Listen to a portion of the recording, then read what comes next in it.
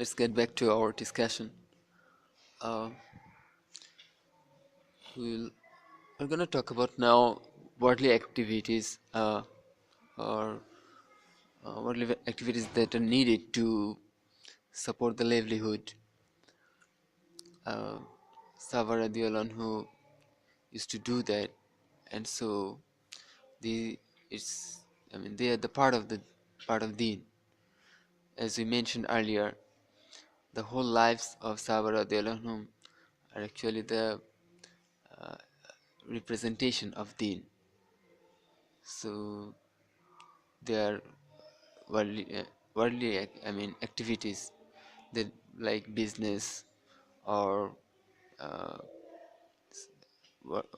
working for money or cultivation. All these are actually uh, deen or something that Rasul sallallahu alaihi wasallam brought to us. Part of something that Rasul sallallahu alaihi wasallam brought to us. It should be noted that in the past, when different prophets came to different nations, then also they didn't forbid the this sort of worldly activities. Okay, so I'm now trying to distinguish these two different things: the worldly activities and uh, dini activities uh, which directly relate to relate or how I should put um, say ibadah, this sort of activities. Okay, and on the other side, I'm uh, putting the activities like business or agriculture. Okay, this sort of things. Okay, so this is what I mean by worldly activities. Okay, so as I was saying that in the past also the prophets didn't prohibit this sort of activities. When they came, they didn't say that, oh people, from now on you only spend your whole time for ibadah, don't go for your business, don't work for money, don't do cultivation or any I mean or I mean this sort of things. They never prohibited, meaning that always they were the part of the lesson from the prophets. Okay, and the lives of Sahaba radiallahu anhum are also the uh, representations of the same thing. Okay. Abu Bakr radiallahu anhu, when he first became caliph after Rasul sallallahu alaihi wasallam, on the first day he was going out with some clothes for the purpose of business. Okay, someone said, "Where are you going today?" Indicating that this might cause some shortcoming in his responsibilities as Khalif. But he was going out because he had to earn his livelihood. Okay, it also indicates that the whole period of Rasul Sallallahu Alaihi Wasallam, as he was staying as a companion, he was doing this sort of worldly activities. It's not that he was spending whole of his time in the masjid. Okay, he was rather involved in this, and he was earning his livelihood this way, not from any dini activities. Okay, and this in the activities that we use for to get anything, even for worldly things, like say if we uh, to cure the disease, okay, or to earn livelihood, these sort of things.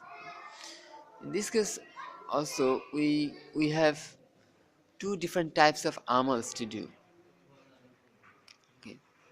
One that is directly connected to what are visible, and the other unseen. So, like to exemplify, to earn livelihood, the examples that you used, business or working for money or agriculture, these sort of things. But the other, on the other side, which are unseen. Okay, so these are the examples of the seen things, what are visible, and on the other side we can use the examples of surah Waqia, okay, or salah. So these are the amals which are directly connected to unseen things.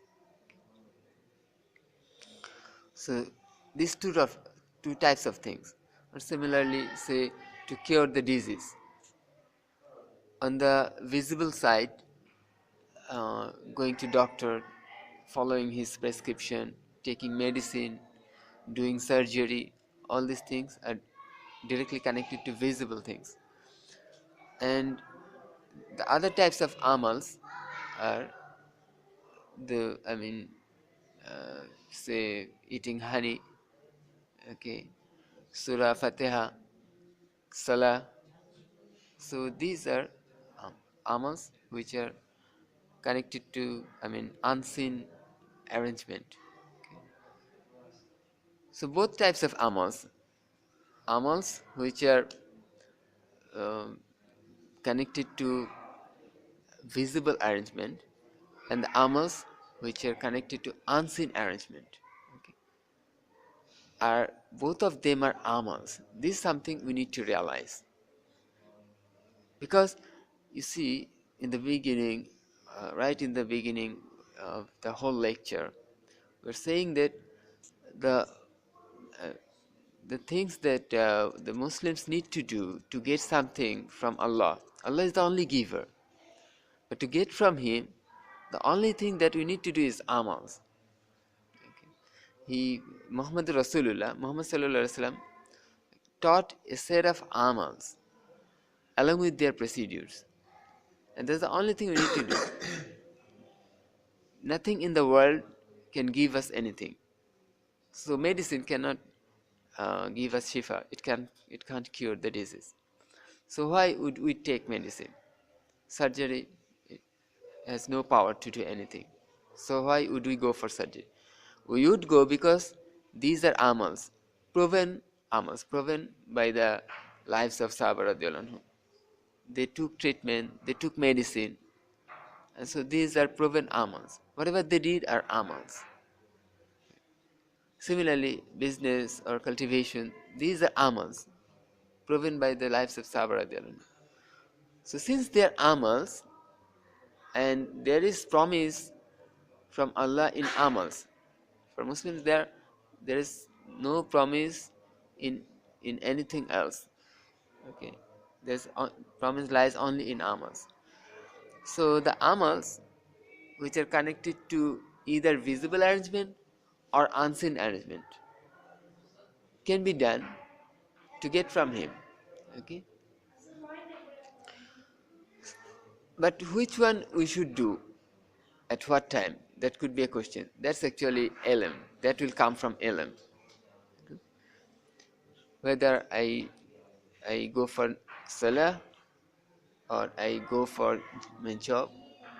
Okay, when I do what comes from ilm. Okay, like say, um, some people have said, if my father has some blockage in heart, okay, he uh, you know sometimes these sort of people get some chest pain, so right away some medicine needs to be given, okay, maybe below his tongue.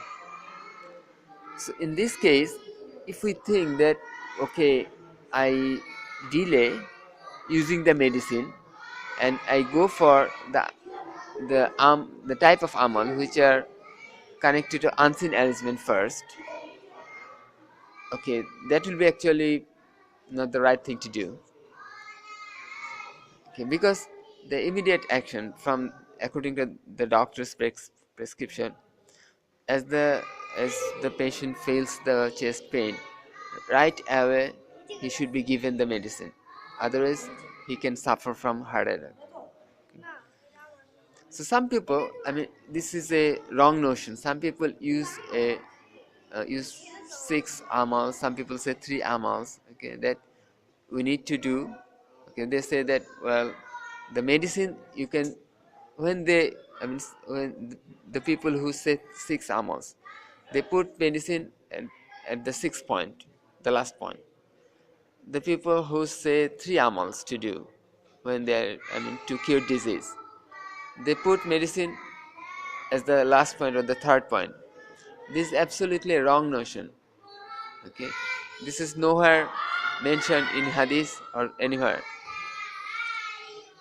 The point is, it depends on the situation, which one to do when. You know, the definition of ilm is that it tells you what to do when, what Allah wants from you when. Okay? Uh, so, and it's also not like the, can you distinguish the two different types? Okay, both are amals, but amals connected to unseen arrangement and visible arrangement. So it's also not like the type of visible things would come later, and the type connected to unseen element would come first. It's not like that. It just depends on the situation. Ilm will tell you what to do when. Okay. Uh, so, I mean, if my if I delay, if I go for those, say, if according to the suggestions of the people who of 6 things to do, okay, is with medicine at the last point. If I go ahead and do the first 5 first, okay, and go for the 6th point medicine, using the medicine last, then what would happen? My father may pass away, right? He may suffer from heart attack and he may pass away. Okay? So it should then come first. Using the medicine should come first. Then you go for salah or sadaqah.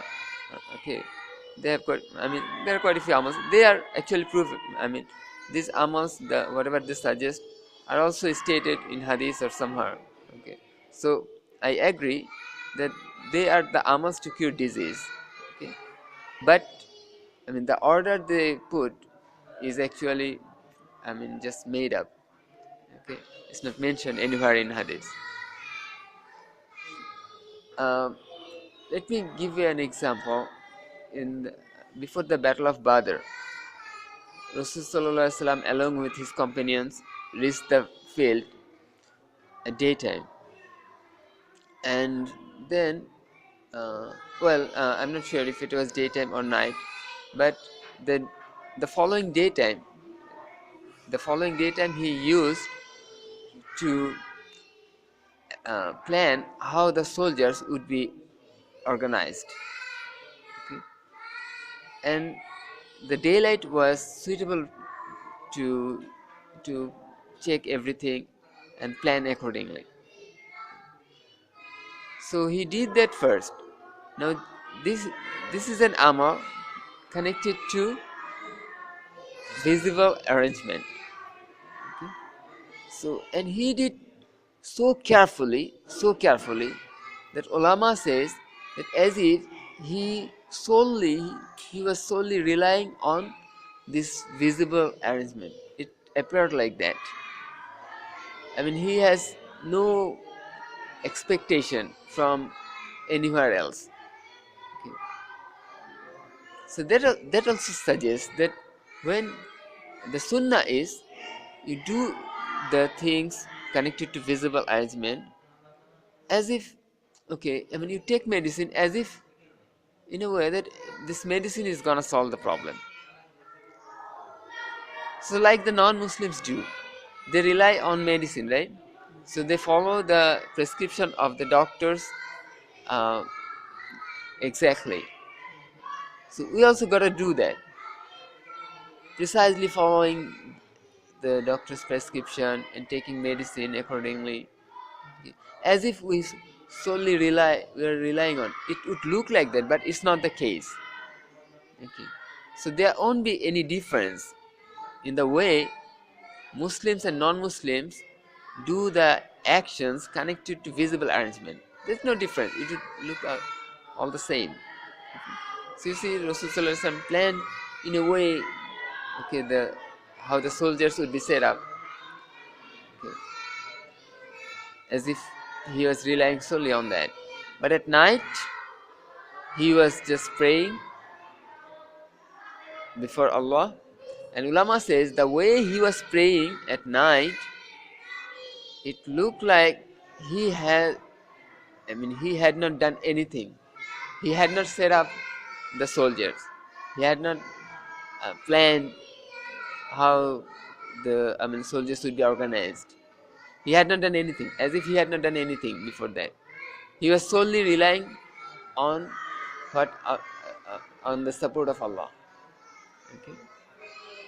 So the yaqeen in the heart was actually, I mean, uh, rel- relying on the support from Allah.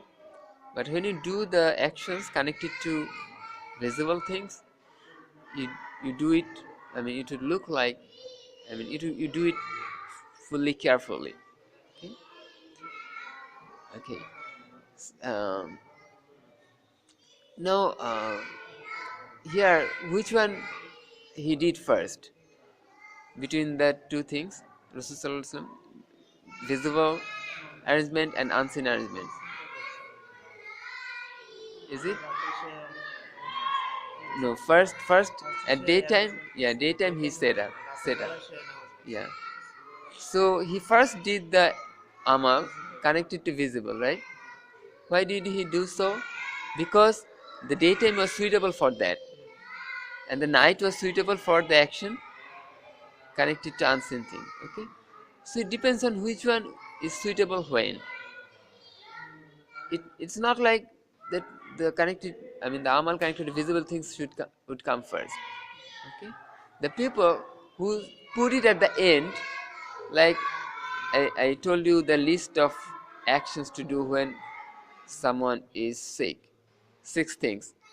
They use medicine at the last point. They put it that way because they think that these, probably they don't consider them amals, because they see that they use the visible things, asbab, but asbab cannot do anything. Asbab cannot do anything. Okay, so that is why they put it at the last point. Well, asbab cannot do anything, but amal, based on amal, Allah would give. Allah is the giver, but Allah, okay. So they don't consider it amal.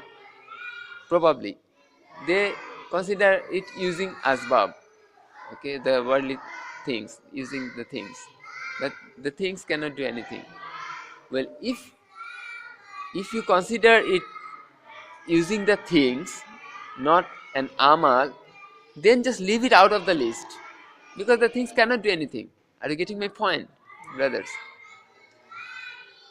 So according to their notion, it shouldn't be included in the list. Why you put it at the last point? Because you consider it, well, you're using things, you don't, probably they don't consider it amal, so they put it at the last point.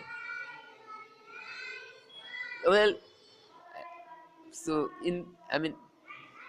if they did so, if they had that notion, they should not use, they shouldn't include it in the list, right?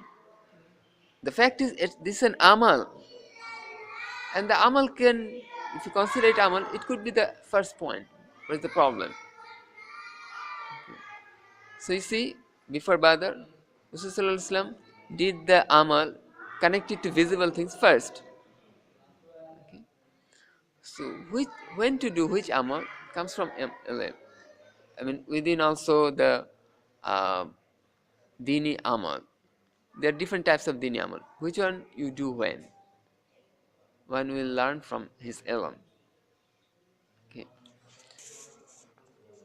One more thing, if I still agree with their uh, list, okay, say the first amal maybe salah, okay, when I wanna say I am sick and to cure myself I'm using that list. So first I go for salah. According to them, if the first one doesn't work, then you go for the next. I go for salah. If it doesn't cure, I go for the next. Maybe it's sadaqah or something. Okay. Then you eat honey. Okay. Whatever they have. Okay. You keep doing.